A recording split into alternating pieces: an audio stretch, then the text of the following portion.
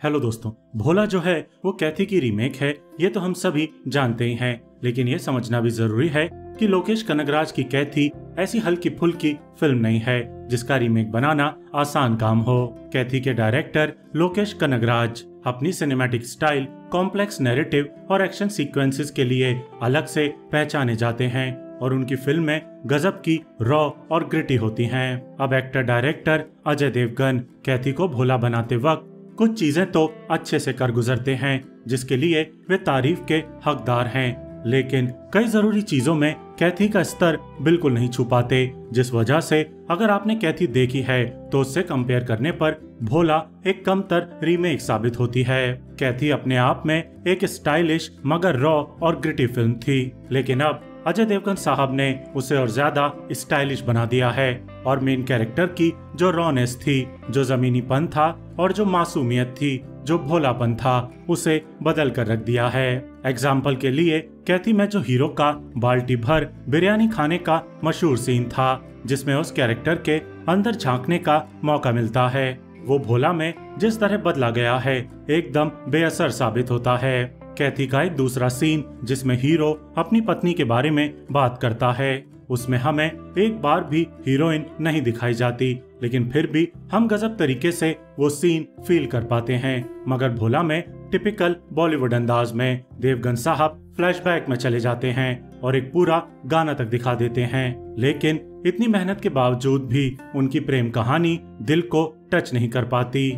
तो कहने का मतलब है कि अजय देवगन ने भोला को ज्यादा स्टाइलिश जरूर कर दिया है, ज्यादा मास अपील दे दी है, थिएटरों में देखने लायक एक एक्शन एंटरटेनर बना दिया है, लेकिन लगभग सीन टू सीन रीमेक करने के बावजूद कैथी की जो आत्मा थी उसे कैप्चर करने में पूरी तरह सफल नहीं हो पाए हैं। कैथी के रॉ और ग्रिटी टेक्सचर को ठीक से नहीं पकड़ पाए हैं।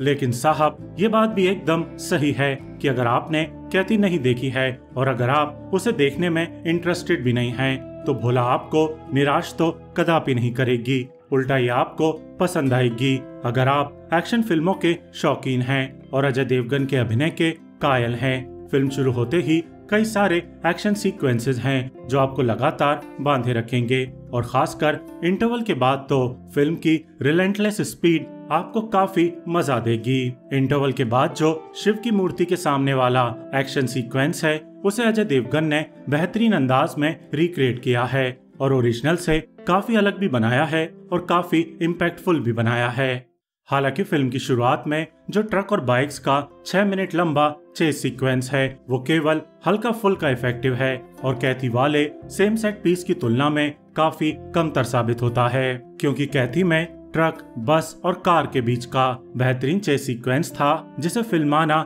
बहुत मुश्किल काम था, लेकिन भोला में उसे आसान बनाते हुए ट्रक और बाइक्स के बीच एक्शन फिल्माया गया है, जिस वजह से ओरिजिनल वाला इम्पैक्ट आपको यहाँ नहीं मिलने वाला है। भोला के कई एक्शन सीक्वेंसेस में एडिटिंग भी चौपी है और फ्लो करने वाला वैसा रिलेंटलेस एक्शन नहीं है, वैसी काइनेटिक एनर्जी नहीं है जो लोकेश कनगराज के सिनेमा का ट्रेडमार्क बन चुकी है। फिल्म का बैकग्राउंड स्कोर भी बहुत लाउड है और जहां कैथी का स्कोर इंट्रीग जगाता था, वहीं भोला में केजीएफ वाले रवि बसरूर का स्कोर न सिर्फ डायलॉग्स के बीच में आता है बल्कि ज्यादातर वक्त कान फोड़ू बना रहता है। फिल्म में कुछ संवाद तो काफी जबरदस्त हैं, लेकिन कुछ जबरदस्ती भी ठूसे गए हैं। फिर एक किरदार है जो संवादों के नाम पर भोला की तारीफ में इतनी लंबी लंबी हाँकता है कि सिनेमा नाम का विजुअल मीडियम हाँफने लगता है। अरे भाई, जब दिखाकर बता रहे हो तो वही चीज बोलकर काहे बता रहे हो।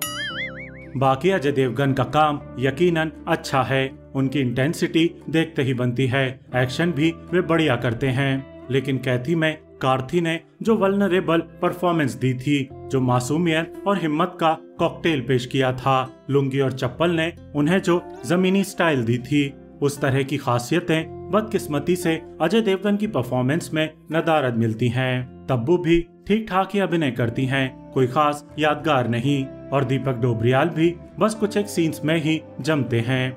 ऑल इन ऑल ये फिल्म आपको पसंद आ सकती है अगर आपने कैथी नहीं देखी है, लेकिन बदकिस्मती से भोला अजय देवगन की दूसरी दृश्यम 2 नहीं बन पाती है, अगर आप कैथी और भोला में से किसी एक को चुनने को बोलेंगे तो दोनों फिल्में देखने वाले ज्यादातर दर्शक कैथी ही चुनेंगे, लेकिन गुरु भोला का सीक्वल देखने में मजा आएगा, ऐसा दावा इसका आखिरी सीन करता है। जल्द ही मिलते हैं अगले वीडियो में।